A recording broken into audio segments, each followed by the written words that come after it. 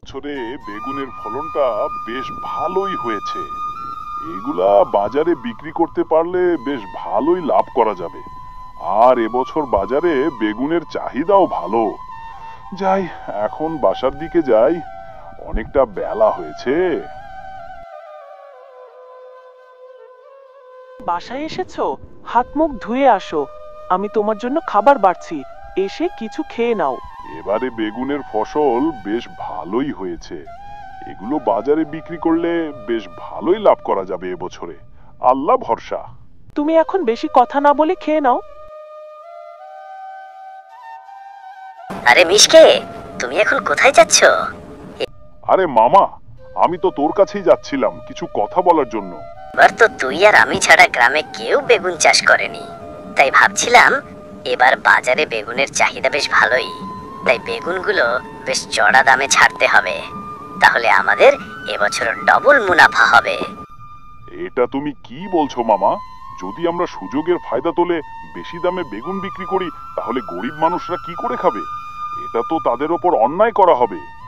আরে মিশকে, এখন আর কেউ অন্যায় অভিযান দেখে না, এখন সবাই নিজের লাভটাই খোঁজে।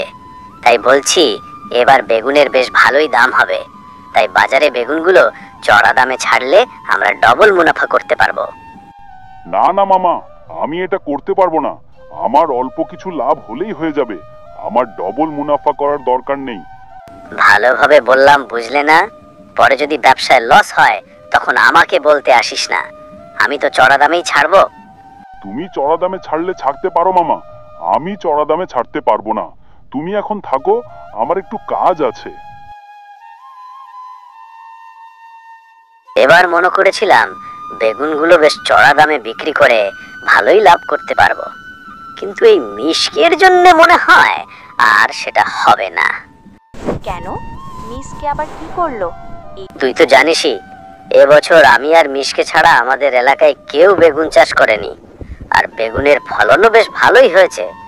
এই জন্য বাজারে বেগুনের চাহিদা ভালো, তাই ভেবেছিলাম মিশকের সাথে মিলে চড়া দামে ছাড়বো, কিন্তু ও তো রাজিই হলো না। যদি ও সস্তায় বিক্রি করে তাহলে আমার কাছ থেকে চড়া দামে বেগুন কে কিনবে? এই ব্যাপারে এত চিন্তা করার কি আছে? আজ রাতেই মিসকের জমি থেকে সব বেগুন নষ্ট করে দিয়ে আসতে পারো, তখন শুধু তোমার বেগুনই থাকবে আর তুমি ইচ্ছে মতো দামে বিক্রি করতে পারবে। বাহ, তুই তো বেশ ভালোই বুদ্ধি দিলি। আজ রাতেই যাব মিশকের জমিতে।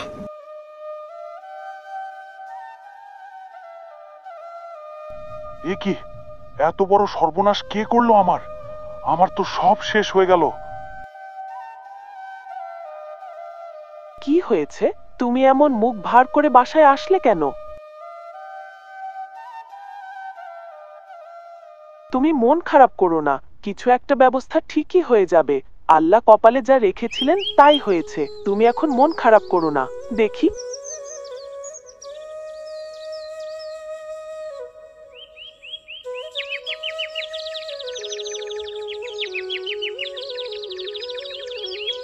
তুমি এবার কোথা থেকে বেগুনের চারা আনলে?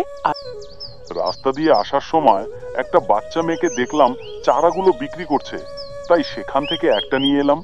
জমিতে তো আর কিছু লাগাতে পারলাম না, এটা বাড়িতে লাগিয়ে দেখি কিছু হয় কিনা।